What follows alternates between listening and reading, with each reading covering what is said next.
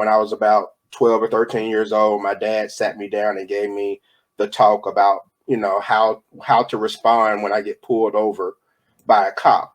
So I didn't hate cops. I always felt like I had to be careful around them.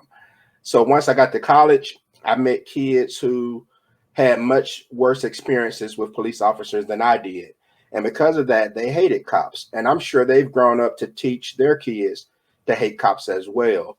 So I guess the first question I would like to ask, and it's a tough one and no easy answer, is whose responsibility is it to bridge that gap? Is it the police force's responsibility to earn that trust, or is it the community's responsibility to blindly give that trust and just kind of start fresh? I think it kind of splits both ways. I mean, starting off with the police, I think it's the police's job to make sure that they're doing their absolute best. Policing, as I like to say, it can be a very messy job to do, as it can be very complicated. It's not always the most optically most enjoyable thing, especially from behind a camera.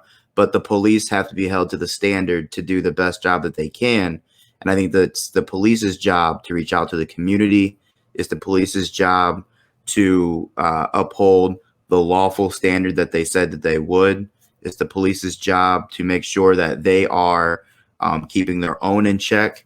But at the same time, I do believe it's also the community's job.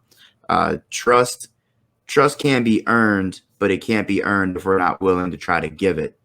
And I think at a certain point, the community has to we have to get out of this cycle of shame, and we have to say, look, we're going to give you this opportunity. We know some of you are going to mess up. We know some things aren't going to look very good, but as long as you're transparent and honest, I think we can start working together to find solutions. And you're right. Something that you said very important just a second ago. We have to get out of that mindset of passing on the fear or the hatred of law enforcement to our children as well. That's something I've noticed, or I've heard at least in public, even while I'm in uniform, is, you see parents bad mouthing the police to their children. Well, they're going to kill you because XYZ. Well, if you get stopped, you might as well, call a lawyer because they're going to violate all your rights. And similarly, the police have to get into a better mindset of society.